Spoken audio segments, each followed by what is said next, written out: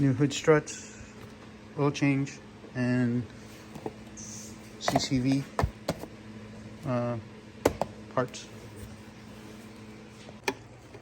Bank 2 crankcase ventilation torn here. Is it also torn? So same thing.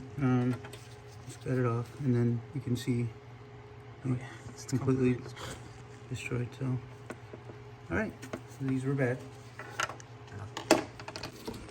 Here's the inside of bank 1 on the left and bank 2 on the right. And the same thing, you can see this is pretty destroyed. And then you have this all crusty nonsense. What about the other side? How's the other side? Right. Oh, okay. And this is also crusty. Well, not as bad as that one though.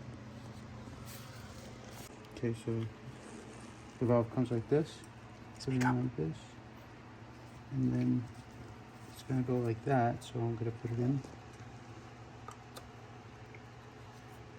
See it again.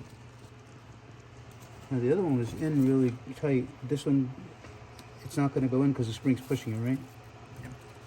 And then I'm gonna put this in like that. Need a little. Oh, where's the tab? Yeah, there's right here.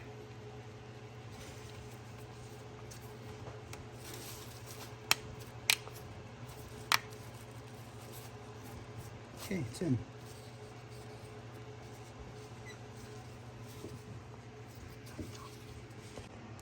We found this vacuum hose. We think it originally connects to the CCV valve, but I think the newer model doesn't have the vacuum